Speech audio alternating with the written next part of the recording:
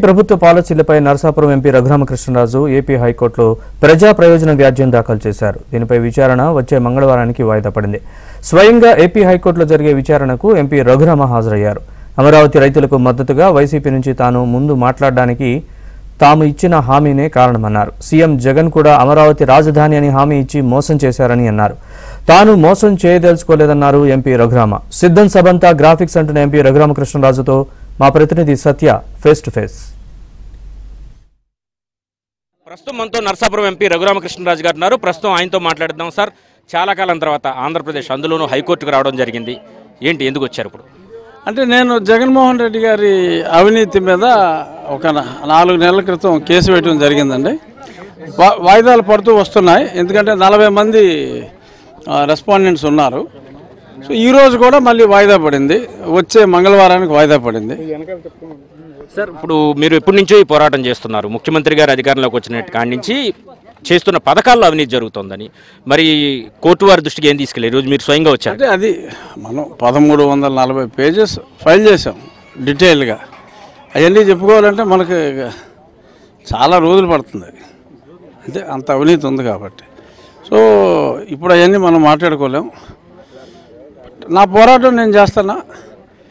But 40 మంది respondents ఉన్నారు, ఒకరు కాకపోతే ఒకరు టైం అడగటం, అలా వాయిదాలు పడుతున్నాయి.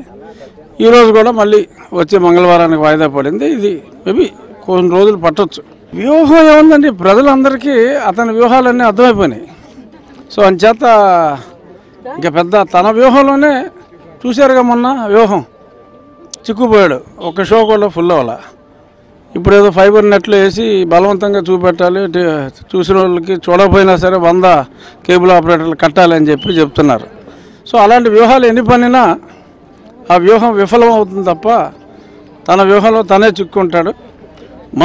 మన ఓటు హక్కుని సక్రమంగా వినియోగించుకుంటే అందరూ ధైర్యంగా బయటకు వచ్చి సరిపోతుంది.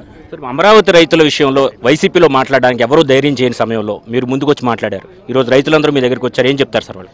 అంటే నేను గట్టిగా మాట్లాడటానికి కారణం ఏంటంటే, అతను చెప్పిన మాటలు నేను నమ్మి అమరావతి ఇక్కడే ఉంటుందని చెప్పాడు. అదే మాట మేము మా ఎలక్షన్ ప్రోపగాండాలో చెప్పాం. ఒకసారి మేము చెప్పిన తర్వాత అతను సిగ్గు లేకుండా మాట తప్పినప్పటికీ మనం మాట తప్పడం కరెక్ట్ కాదని నేను అతనికి చెప్పడం జరిగింది. అతని మనుషులకి అతనికి కూడా అది కరెక్ట్ కాదు, ఇది సరైన నిర్ణయం కాదని. సో దానికి అతను కోపం వచ్చింది. ఫైనల్గా ఒక విషయం చెప్పండి సార్, రాష్ట్రానికి రావడానికి కూడా మేము అనేక అడ్డంకులు కలిగించారు, అడుగడుగున మిమ్మల్ని అరెస్ట్ చేసే ప్రయత్నం చేశారు, మిమ్మల్ని గుంటూరులో సిఐడి ద్వారా తీవ్రంగా వేధించిన పరిస్థితి కూడా ఉంది. ఆ విజువల్స్ కూడా మేమే ప్రత్యక్షంగా చూపించాం. ఆ రోజు మీరు కాలు చూపించడం కూడా జరిగింది కాబట్టి నేను బతుకున్నా. మీరు చూపెట్టకపోతే అంతే, ఎక్కడో పైనుంచి చూస్తూ ఉండేవాడిని. అంటే నిజంగా ఆ స్థాయిలో ప్రభుత్వం కక్ష సాధించిందంటారా? ఆ స్థాయి అంటే ఇంకా మరి అంతకంటే పెద్ద స్థాయి ఎవరి మీద ప్రయోగించారో నాకు తెలియదు. నా మీద అయితే చాలా దారుణమైన స్థాయి. 40 నిమిషాల పాటు మరి చితకొట్టారు. సార్, మరి రానున్న ఎన్నికలకు మీ ప్లాన్ ఏంటి? మీరు ఖచ్చితంగా పోటీ చేయబోతున్నారు, మీరు మీ వ్యూహం ఏముండబోతున్నారు? వ్యూహాలు అక్కర్లేదండి. జగన్మోహన్ రెడ్డిని ఓడించాలంటే వ్యూహాలు అక్కర్లా.